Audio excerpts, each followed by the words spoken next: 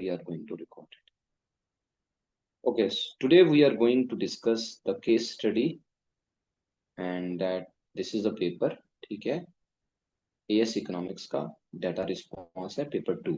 So this is related to trade tensions between China and United States. ठीक है, so basically at the World Economic Forum meeting in Switzerland in 2017, the Chinese president reaffirmed his country's commitment to free trade and pledged never to start protectionist trade war. Yes, तो China ने कहा कि देखें जी, हम तो free trade पे believe करते हैं और हम कभी भी किसी पे टैरिफ कोटा नहीं लगाएंगे, ये तो उन्होंने कहा.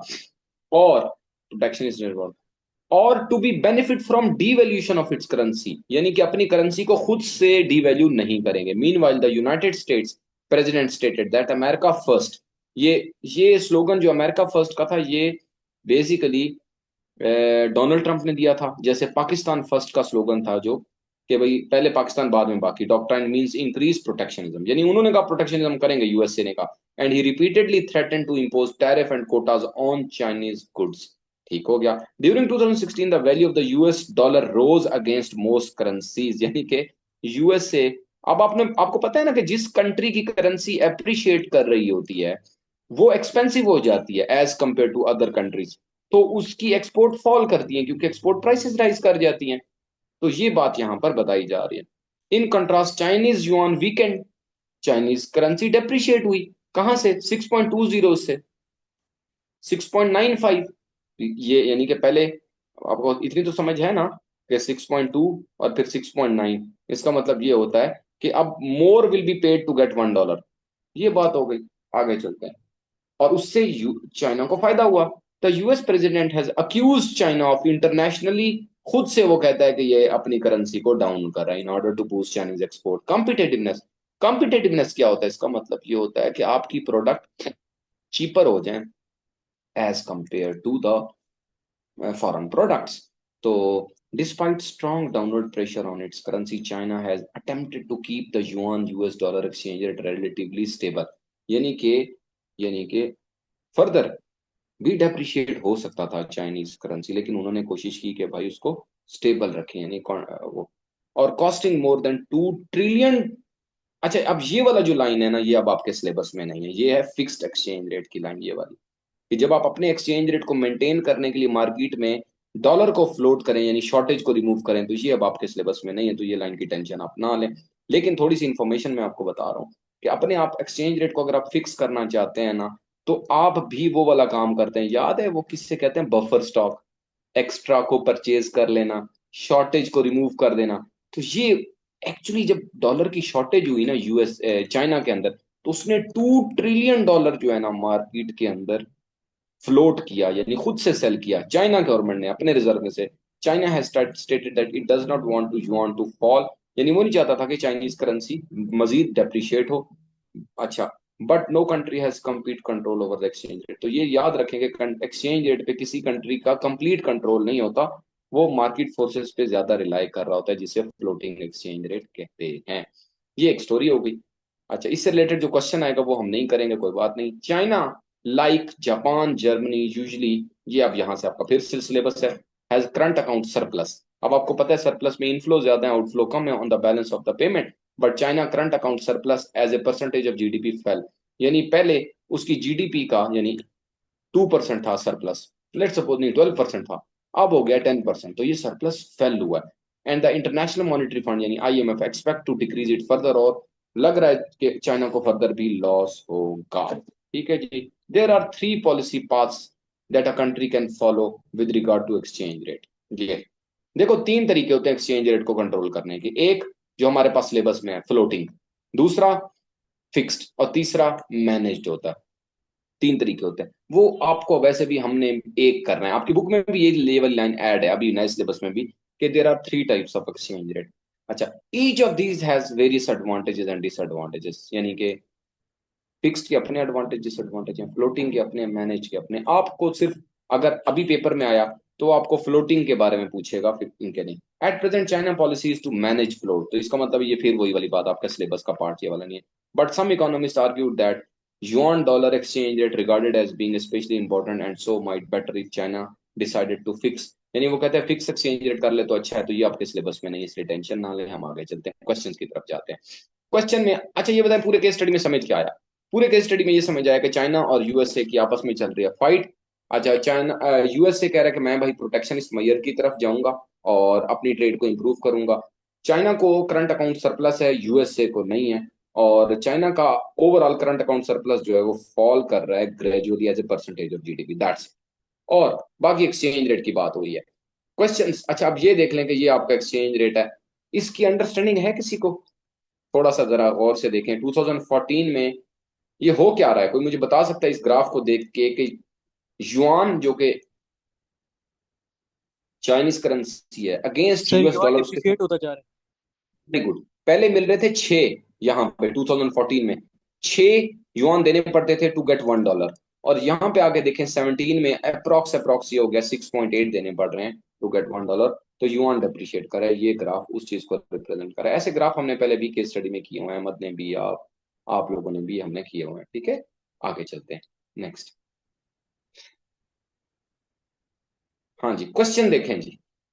पहला क्वेश्चन का आंसर मशद ने दे दिया। हाँ भाई ठीक है ना, अहमद आवाज आ रही है आपको? हेलो जी सर, आ रही है। अहमद बेटा, ये तो क्लियर हो गया ना कि पहले क्वेश्चन का आंसर वो नजर आ रहा है कि भाई उसकी करेंसी जो है ना वो क्या कर गई है, डेप्रिशिएट कर गई है। रेहान ये बात सिंपल है ना, इसमें तो कोई मसला नहीं है ना, ये पहले भी हमने 2-3 केस स्टडी ऐसे किए हैं। अच्छा जी सर, ये क्वेश्चन बात। टू का क्वेश्चन टू का आंसर कौन देगा? US president threaten to increase protectionism. कोई मुझे 2-3 मेयर्स बता दे, कोई भी प्रोटेक्शनिस्ट मेयर्स कोई भी बता दे, कोई सर। 2-3 टैरिफ हो बता गया, दे। एम्बार्गो हो गया, एम्बार्गो, कोटा हो टैरिफ। गया। टैरिफ कोटा वगैरह।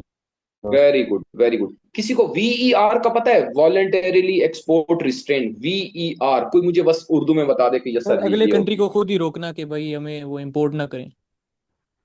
Very good. अगले कंट्री को ये कहना कि भाईजान ये चीज हमारे मुल्क में ना भेजो, अदरवाइज हम आप पे टैरिफ लगा देंगे। थ्रेट होता है, रिक्वेस्ट नहीं होती है। तो फिर वो खुद अनाउंस करता है कि we China we are announcing that we will not send these products to Pakistan. तो असल में पीछे से पाकिस्तान ने उनको थ्रेट किया होता है कि देखो ये चीजें हमारे कंट्री में खुद बना रहे हैं हम, वीट हो गया, राइस हो गया, अब ये भी अगर तुम लोग भेजते हो तो फिर तो हमारा लॉस होगा। फिर वो खुद अनाउंस करते हैं और एक्सपोर्टर को कह देते हैं चाइनीज को कि भाई ये चीज पाकिस्तान में नहीं जाएगी आंदा। ये वीईआर होती है। एक्सचेंज कंट्रोल याद है? थोड़ा मेमोरी टेस्ट कर लेते हैं। एक्सचेंज कंट्रोल क्या होता है, कोई भी बता दे मुझे। Sir it is a exchange mayor rate of, को ऊपर नीचे करना। हाँ एक्सचेंज कंट्रोल। रेयान सोचो, अहमद, एक्सचेंज कंट्रोल भी एक प्रोटेक्शनिस्ट मैयर है। डॉलर ही नहीं होगा तो इंपोर्ट कहाँ से करेंगे? एक्सचेंज कंट्रोल का मतलब फॉरेन एक्सचेंज कंट्रोल। आपने उनको डॉलर ही नहीं देना। करंटली पाकिस्तान में सबसे ज्यादा जो चीज यूज हो रही है वो ये प्रोटेक्शनिस्ट मैयर है कि स्टेट बैंक अलाउ ही नहीं कर रहा कि इंपोर्टर को डॉलर दें।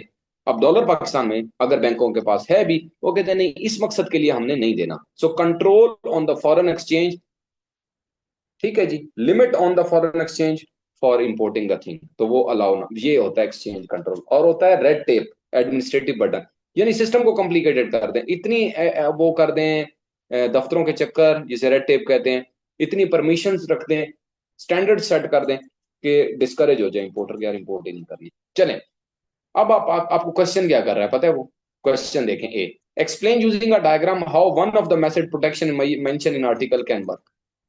कोई एक डायग्राम से, मजे की बात बताऊं डायग्राम है ही एक। आपने पूरी प्रोटेक्शनिज्म में कौन सी डायग्राम पढ़ी है टैरिफ की? पता है कैसी थी? ये थी, ये है सप्लाई, ये है डिमांड, ये आ रही थी जापान से कारें पाकिस्तान में, ठीक है, और आ रही थी 20 लाख की गाड़ी।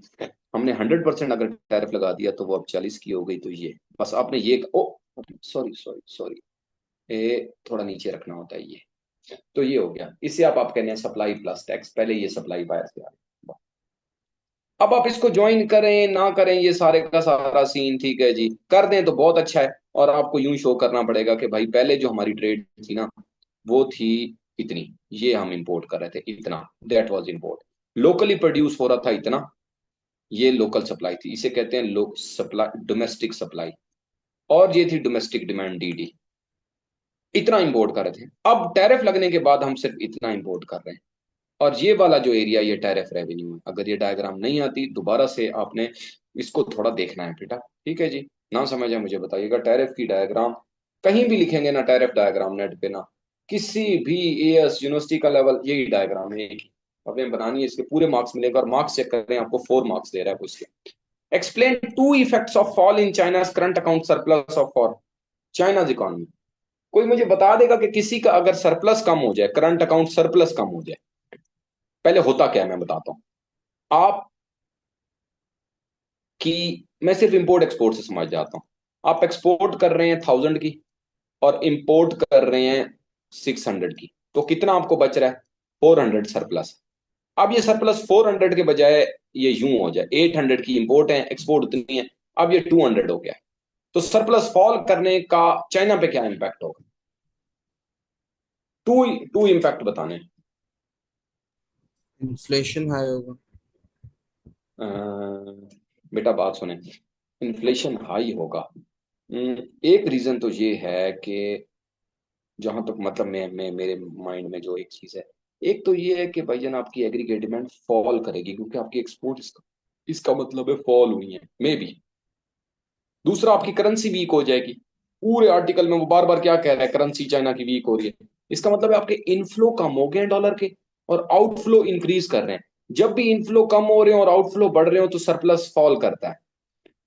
तो इसका मतलब आपकी करेंसी वीक होगी, एक तो ये है, एक तो ये। दूसरा इंपैक्ट, जब करेंसी वीक होगी तो उससे क्या होगा? चलो ये वाला छोड़ देते हैं। करेंसी वीक होगी और उससे एक्सपोर्ट इंक्रीज होगी क्योंकि आपकी प्रोडक्ट चीपर हो गई और ये चीज आपको नजर भी आ रही है। ये इधर करेंसी वीक हो रही है, करेंसी वीक होने से आपकी प्रोडक्ट्स अभी उधर लिखा हुआ था क्या हो रही हैं, कॉम्पिटेटिव हो रही हैं, चीपर हो रही हैं, तो एक्सपोर्ट बढ़ेगी। फिर इसकी मार्क्स की भी मैं ओपन कर दूंगा। मेरा ख्याल है ये कि ये दो इंपैक्ट जो है ना वो आएंगे, एग्रीगेट डिमांड इंक्रीज होगी क्योंकि डेप्रिसिएशन हो गई ना। अच्छा आगे बताएंगे मुझे नेक्स्ट। सर इसमें क्या करेंगे? एक इफेक्ट ये होगा कि एग्रीगेट डिमांड कम हो रही है और एक की डेप्रिसिएशन हो रही है। एग्रीगेट डिमांड कम नहीं कह सकते आप क्योंकि करंट अकाउंट सरप्लस फॉल हुआ है ना। फॉल हुआ है तो जी हम सर। उसका इम्पैक्ट बताएंगे। एक इम्पैक्ट ये है कि आपकी करेंसी जो है ना वो डेप्रिशिएट हो जाएगी, ये तो नजर आ रहा है, ये तो क्लियर हो गया। अब उसका फर्दर इम्पैक्ट आप अगर बता दें तो ये सरप्लस के फॉल होने का इम्पैक्ट चेन रिएक्शन है ना। जी सर। चले ये भी हो सकता है कि लोकली अनएम्प्लॉयमेंट हो जाएगी इनिशियली। सरप्लस के फॉल होने का मतलब आपकी एक्सपोर्ट फॉल कर गई है, इसका मतलब है आपके कंट्री के अंदर रिसेशन आ गया, प्रोडक्शन आपकी जो है ना वो कम हो जाएगी, अनएम्प्लॉयमेंट हो जाएगी, ये भी आप कह सकते हैं। इस क्वेश्चन को ना इधर ही सॉल्व करते हैं, इधर ही इसको एक सेकंड मुझे दें, मैं अभी जा रहा हूं वापस और आपके साथ करते हैं डिस्कस। इसी से वाला पेपर है, देख लेते हैं। अभी मैंने 3 पॉइंट्स हमने डिस्कस किए हैं, ये है 21 की मार्क्स स्कीम ओपन करते हैं। मार्क्स स्कीम 21, ये लें जी, ये लें जी। ये अभी नजर आ रही है? हाँ नजर। कौन सा क्वेश्चन था? ये आ गया जी। हाँ जी, कोई रीड करेगा? नजर आ रहा है? जूम करके चले मैं बताता हूँ। सी दिस, यानी करंट अकाउंट सरप्लस का मतलब एक्सपोर्ट का फॉल, ऐसे ही है ना। Resources could be diverted to produce goods for domestic consumption, एक तो ये कह दिया कि एक्सपोर्ट फॉल हो जाएगी तो फिर लोग डोमेस्टिक, आपने इतना भी बता दिया ना कि एक्सपोर्ट फॉल कर गई, डिमांड फॉर एक्सपोर्ट, तो भी sufficient. There could be reduction in inflation, मैंने कहा था एग्रीगेट डिमांड फॉल करके, ठीक हो गया, ये उसने बता दिया। यानी एक्सपोर्ट फॉल तो एग्रीगेट डिमांड उसका कंपोनेंट है वो fall. If the fall in the surplus is due to increase, अच्छा हाँ ये देखो, इसकी दो साइड्स हैं। सरप्लस था क्या? Export minus import. ये मैंने 1000 लिया था भाई, ये मैंने 600 लिया था, ये इंपोर्ट है, सॉरी इंपोर्ट। अब दो काम हो सकते हैं, या मैं इसे 800 कर दूं तो भी आंसर 200 आएगा, या मैं इसे 1000 रहने दूं और इसे क्या कर दूं, इंपोर्ट को 800 कर दूं।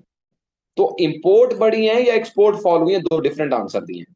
If the fall in surplus is due to increase in imports it could lead to higher standard of living, yes ठीक है, इसका इंपैक्ट ये होगा कि हम ज्यादा चीजें बाहर से मंगवा रहे हैं, हमारा स्टैंडर्ड ऑफ लिविंग इंक्रीज हो।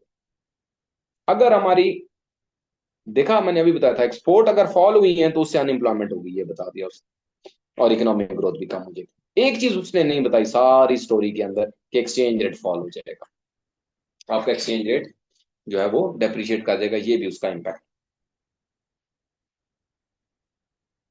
लेकिन इसने चाइना की इकोनॉमी पे इम्पैक्ट बताया ना, इस वजह से वो आउटपुट की बात कर रहा है, एम्प्लॉयमेंट की बात कर रहा है, एग्रीगेट डिमांड की बात कर रहा है। तो एक्सचेंज रेट भी दे दे तो वो भी तो इकोनॉमी का पार्ट हो गया ना आपका, उससे इकोनॉमी अफेक्ट होगी। हाँ जी, ये नेक्स्ट क्वेश्चन जो है ना, ये आपका सिलेबस में नहीं है। ये सिलेबस में नहीं है, वो जो है मैनेज एक्सचेंज रेट के बारे में, जो डी है, मुझे लगता है डी और ई दोनों जो है ना वो सिलेबस में। Explain two reason why China opted for manage exchange rate, वो हम नहीं कर रहे discuss. Who will be the winner and loser from protect, हो ये क्वेश्चन आपके सिलेबस में है। ये बहुत जबरदस्त क्वेश्चन है भाई, ये आपके अब करंट बुक के अंदर ज्यादा अच्छे तरीके से गिवन है। ये बताएं, आपकी बुक में प्रोटेक्शनिस्ट वाला जो चैप्टर है, प्रोटेक्शनिज्म की मैयर्स के बाद क्या टॉपिक आ रहा है पता है? Reasons for protectionism, arguments in favour of protectionism and arguments against. तो बस आपको समझ आ जाएगा कि लूजर कौन है और विनर कौन है प्रोटेक्शनिस्ट से, मैयर से, दोनों यूएसए में और चाइना में। ये बताएं चलें, टैरिफ कोटा लगने से लूजर कौन होगा? पाकिस्तान अगर टैरिफ लगा देता है चाइना पे या यूएसए पे, तो पाकिस्तान में लूजर कौन होगा? बताएंगे, कोई भी बता दे आप में से, सर अपने एनीवन। कंज्यूमर भी लूजर होंगे। जी, सर अपने जो कंज्यूमर होंगे वही कंट्री में। उनके पास चॉइस खत्म हो गई। गुड हो गया, वेरी गुड हो गया, ठीक है। और दूसरा, दूसरा लूजर, हाँ बस ठीक है, ये ओ रॉ मटेरियल, जो रॉ मटेरियल मंगवा रहे हैं, याद है वो डेप्रिसिएशन वाला जी क्वेश्चन जो मैंने आप प्रोड्यूसर लोगों भी हो को, जाते हैं। हाँ जो रॉ मटेरियल मंगवा रहे थे वो हो गया, उनके लिए एक्सपेंसिव हो जाएगा। बेनिफिट किससे होगा? लोकल लोकल जो है फर्म जो compete कर रही थी, ठीक है जी, डोमेस्टिक फर्म को अपने प्रोटेक्शन दे दी, और सर वो हो गवर्नमेंट गया। को भी होगा। और गवर्नमेंट को रेवेन्यू मिल गया, वेरी गुड, गुड। यही चीज पाक जो यूएसए के लिए वही चाइना के लिए, एक कंट्री को आप पकड़ ले तो दोनों के आपके आंसर ठीक हो जाए। ये भाई हो गया आपका केस स्टडी। दूसरा केस स्टडी क्विकली देख लेते हैं क्योंकि वो भी सिलेबस से रिलेटेड है। हम सीधे सीधे क्वेश्चंस की तरफ आ जाते हैं क्योंकि हमें पता है ओपेक के बारे में हमने पढ़ा हुआ है। पहला पहला सिर्फ उसने ये पूछ लिया है क्वेश्चन कि ग्राफ से देख के बता दें कि ऑयल प्रोडक्शन जो है ना वो कैसे चेंज हुई है बिटवीन 2015। तो ग्राफ की अंडरस्टैंडिंग माशाल्लाह आपको बहुत अच्छी आती है। आपने सिर्फ बताना है कि अच्छा यार क्वेश्चन नंबर वन में, सॉरी क्वार्टर नंबर वन, ये भी याद रखें, बहुत सारे स्टूडेंट्स को नहीं पता होता क्वार्टर। वन ईयर के अंदर 4 क्वार्टर होते हैं, 3 मंथ का एक क्वार्टर होता है, ठीक है। ये पहले भी एक दफा ऐसा क्वार्टर वाला आया था। तो ये 4 क्वार्टर्स हैं, तो इसका मतलब ये वन ईयर है, नीचे लिखा भी हुआ है, क्वार्टर लिया उसने। तो यहाँ पे कितना है, ये ऑलमोस्ट 2.2 है, और इधर कितना है, ये ऑलमोस्ट 1.7 है। एक बात कर रहा हूँ कि आपको ने सिर्फ चेक करके बताना है कि कितने मिलियन चेंज आई नहीं आई, वो क्वेश्चन नंबर वन आपका। Compare using supply and demand diagram how OPEC decisions affect the world price of oil. पता है कि ओपेक ने किया क्या है? ओपेक जब भी कहता है ना कि भाई मैंने कोई बुरा काम करना है, तो ओपेक क्योंकि वो है एक तरह से कार्टेल है ऑयल प्रोड्यूसर्स का, ठीक है, तो ये डिसाइड करता है कि कितनी हमने सप्लाई देनी है। तो ये क्या करता है, सप्लाई कम कर देता है। जैसे ही सप्लाई कम करता है प्राइस राइज कर जाती है पेट्रोल की, और क्वांटिटी फॉल कर जाती है, ये Q1 से Q। तो ये सिंपल सी बात है, और उसने ऊपर डेफिनेटली कहा होगा कि सप्लाई कम कर दो ताकि प्राइस बढ़े। तो सप्लाई को बैकवर्ड शिफ्ट करना है, सिंपल आपने। ओपेक ने डिसीजन, पक्की बात है यही किया होगा, आप चेक कर लें, ये देख लें। ये क्या कह रहा है, 45% कट समथिंग, या इधर ही कहीं लिखा होगा कि, हाँ, ये ओपेक के मेंबर 30 मिलियन बैरल प्रोड्यूस करते हैं पर डे। और सऊदी अरब ने क्या, ओ ये मिल गया पॉइंट, मैं काफी देर से ढूंढ रहा था कि मुझे ना पॉइंट मिल जाए कि कहाँ पे वो कट कर रहा है supply. See this, Saudi Arabia जो लीडर है इनका, seek limit the supply of oil, बस टू स्टेबलाइज द प्राइस, नहीं एक्चुअली प्राइस ज्यादा करने के लिए, क्योंकि प्राइसेस फॉल करें। तो सप्लाई कम कर दिया आपने, सिंपल बैकवर्ड शिफ्ट करके आपने दिखा दिया। आपके पूरे 3 मार्क्स होने चाहिए क्योंकि ग्राफ है। हाँ यहाँ 4 है, वैसे आप तो 3 होते हैं। The demand for OPEC oil is price inelastic, ठीक है। ऑयल को छोड़े किसी भी चीज की नेसेसिटी की अगर प्राइस इन इलास्टिक हो, what evidence is there in the information to support the this claim. कैसे पता चलेगा कि डिमांड इन इलास्टिक है, कोई बता सकते हैं आप? आप मुझे ये सर बताएं। डिमांड कम नहीं हो रही है, प्राइस जितनी भी बढ़ रही है। Very good. एक चीज ये होगी, एक प्रूफ ये होता है कि प्राइस में जो फॉल आया, राइज हुआ है, वो 10% है, और क्वांटिटी डिमांडेड जो फॉल हुई है वो 2% हुई है। अहमद रेहान, ये ठीक है ना? ये तो सिंपल है ना? ये बात इन इलास्टिक को इंडिकेट कर रही है कि प्राइस 10% राइज हुई और डिमांड 2% फॉल। दूसरा, आज अहमद हम जो डिस्कस कर रहे थे कि अगर इन इलास्टिक डिमांड हो, ठीक है, और आपको पता हो कि आप प्रोड्यूसर हैं, तो आप क्या करेंगे? रेवेन्यू रेवेन्यू को इंक्रीज करने के लिए क्या डिसीजन करेंगे? कोई भी बता दे। प्राइस बढ़ा देंगे। प्राइस डिक्रीज कर देंगे। हैं, प्राइस बढ़ा देंगे ना? हाँ। अब आपके पैसेज के अंदर, आपकी इसी केस स्टडी के अंदर उसने बताया है कि प्राइस बढ़ाई है, रेवेन्यू बढ़ गया है। वो मैंने अंडरलाइन किया था गलती से, ये दिखाता हूं आपको मैं। ये इधर ही कहीं उसने बताया है। ये देखो, यहीं पे कहीं पे लिखा हुआ है। ये उसका रेवेन्यू कट हो रहा था, यहाँ पे वो 10% जब प्राइस इंक्रीज करेगा, और अगर उसका जो रेवेन्यू है वो मोर देन 10% इंक्रीज हो गया, 30% हो गया, तो यू विल से कि भाईजान दिस इज इन इलास्टिक। अभी हम पढ़ नहीं रहे, टाइम सेविंग कर रहे हैं एक्चुअली, कि मेन मेन देख लेंगे। अच्छा यार, यूं क्वेश्चन वो कह सकता है।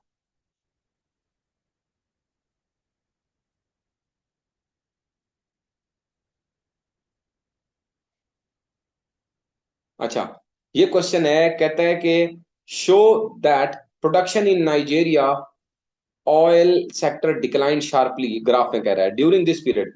अच्छा, what can be inferred from the about the relative importance of the non oil sector. यार देखो, बात सुनो। नाइजीरिया में ना ऑयल की प्राइस फॉल हुई। इस पूरे केस स्टडी में ये बताया गया है कि कंट्री बहुत ज्यादा रिलाय कर रहा था ऑयल के ऊपर, ठीक है। अब जैसे ही ऑयल की प्राइस फॉल हुई, जैसे ही ऑयल की प्राइस फॉल हुई, तो उसकी जो इकोनॉमिक ग्रोथ है वो भी फॉल करती जा रही है, सीधी। ये इकोनॉमिक ग्रोथ है उसकी। जब कंट्री की इकोनॉमिक ग्रोथ, एनुअल ग्रोथ, ये देखें, Nigeria annual growth rates for oil production, चलो यूं कर लेते हैं। थीम ये मुझे याद आ रहा है केस स्टडी में, कि क्योंकि वो बहुत ज्यादा ऑयल पे रिलाई कर रहा था, तो ओवरऑल उसकी कंट्री की ग्रोथ है वो भी फॉल कर रही है। वो कह रहा है इस नाइजीरिया के लिए अदर सेक्टर्स कितने इंपॉर्टेंट है। तो भाई जन, टोटल सेक्टर्स कितने होते हैं आपके पास? प्राइमरी, सेकेंडरी, टर्सरी, ठीक है। तो वो यहाँ पर अदर सेक्टर्स की जो पैसेजेस के अंदर कहीं डिस्कस हुई है, तो उसकी इंपॉर्टेंस के बारे में बताना है कि heavily relying on one sector will disturb Nigeria and so on, और उसे डाइवर्सिफिकेशन करनी चाहिए। Analyse using aggregate demand. अच्छा, ये अभी अभी इस तरह का ना कोई सिलेबस में आपके ना नई बुक के अंदर इस तरह की चीज नहीं है, डाइवर्सिफिकेशन ये वो, तो इसलिए टेंशन लेने की जरूरत नहीं है। ये आउट ऑफ पॉकेट आपने देना होता है, मार्क्स देख लो कितने हैं, सिर्फ 2 हैं, ठीक है। ये बताएं, analyse using aggregate demand, two effects of OPEC policies on the economy of Nigeria. ये बताएं कि अगर प्राइस इंक्रीज हो जाती है, ठीक है, ये एस है, ये डी है, ये वाली बनानी है आपने, ठीक है। अगर तो अगर तो रेवेन्यू इंक्रीज होता है नाइजीरिया का, जो कि ऑयल एक्सपोर्टर है, तो उसकी एग्रीगेट डिमांड इंक्रीज होगी और उसकी जीडीपी भी इंक्रीज हो जाएगी। अगर ऑयल प्राइसेस फॉल करती हैं तो उस बेचारे की एडी फॉल। ये मेन थीम है ऊपर, क्योंकि ऊपर सारी बातें यही बताई गई हैं कि वो क्या कर रहा है। वो मेन चीज ये कर रहा है कि ऑयल की प्राइसेस बढ़े, प्राइसेस बढ़ेंगी तो रेवेन्यू ज्यादा आएगा, रेवेन्यू ज्यादा आएगा तो टोटल स्पेंडिंग यानी एग्रीगेट डिमांड इंक्रीज हो जाएगी।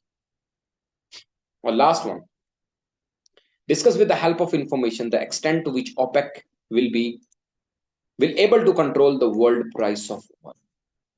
भाई पैसेज से कैसे पता चल रहा है आपको? वो कह रहा है कि क्या ओपेक ऑयल प्राइस को कंट्रोल कर पा रहा है या नहीं कर पा रहा। तो भाई आपने, सिंपल सी बात है, ये पैसेज जैसे रीड करेंगे यू विल गेट के अच्छा, वर्ल्ड की total supply of oil, who is providing the total supply of, like 80% supply अगर जा रही है फ्रॉम फ्रॉम ओपेक, तो yes, yes they can control the price. वैसी बात है, जो लार्जर सेलर होता है they can have an influence on the, लेकिन इसमें हाउएवर वाला पॉइंट भी देना है, और वो होगा those who are non member of OPEC, I think कहीं ना कहीं दिया होगा ये, तो they can change the price, वो इंक्रीज कर देंगे सप्लाई को मार्केट में, जब सप्लाई ज्यादा आएगी तो प्राइस फॉल हो जाएगी। ये भी एक फैक्टर है। केस स्टडी जनरल था, कोई इतना डिफिकल्ट नहीं है, ठीक है। प्राइस सप्लाई डिमांड से रिलेटेड है, ठीक है। वैसे ओपेक आपके A2 के सिलेबस का पार्ट है, कार्टेल मार्केट स्ट्रक्चर आप A2 में पढ़ेंगे, लेकिन इसने यहाँ सप्लाई डिमांड की बात की है कि प्राइस कैसे अफेक्ट हो रही है और किसी कंट्री का बैलेंस ऑफ पेमेंट कैसे अफेक्ट हो रहा है। ठीक है, ये चीज यहाँ पे। बाकी आगे क्वेश्चंस आपके पास, क्वेश्चन बहुत आसान इस पेपर में दिए हुए हैं। अगर आप क्वेश्चन नंबर 3 देखें, क्वेश्चन नंबर 2 देखें और क्वेश्चन नंबर 4 देखें, ये सारे आपके सिलेबस के हैं, करंट सिलेबस के अकॉर्डिंगली इंपॉर्टेंट क्वेश्चन है।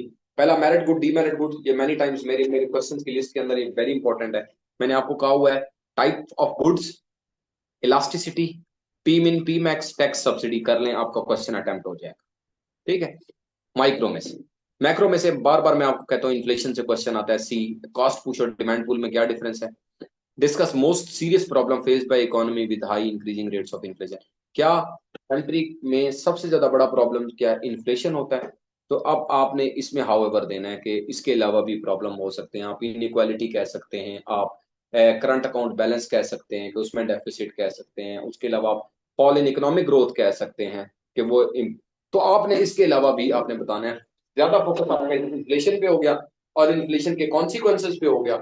बाकी जो है ना, यू विल डिस्कस कि yes however there are other problems as well or that are considered to be very important, these are got it। Last question देखें, ये आप लोग बार बार भूल जाते हैं, कंपैरेटिव एडवांटेज का क्वेश्चन मैं अक्सर कहता हूं कि ये ना हो कि वो आपको दे दे, या टर्म ऑफ ट्रेड, ये कट्ठे कट्ठे ही हैं, छोटे छोटे से क्वेश्चन है। ये प्रोटेक्शनिज्म है, प्रोटेक्शनिज्म पे क्वेश्चन मैनी टाइम्स आ चुका है, पिछले पेपर में भी था, इधर भी है। तो चीजें रिवाइज हो रही हैं। कल इंशाल्लाह हमारी 2 क्लासेस होनी है, एक हमारी फिजिकल क्लास होनी है और एक हम नाइट में जब आप लोग सारे वापस चले जाओगे अपने घर को, तो हम कोशिश करेंगे कि 11:30 या 12 लॉग इन करेंगे, 12 to 1 एक क्लास लेंगे, फिर सबके लिए सब लॉग इन करेंगे उसमें जितने भी स्टूडेंट्स हैं। ठीक है, डन है। तो कल की क्लास कोई भी नहीं मिस कर रहा ना, कल आ रहे हैं ना आप लोग सब लोग। बस क्या नाम है इनका,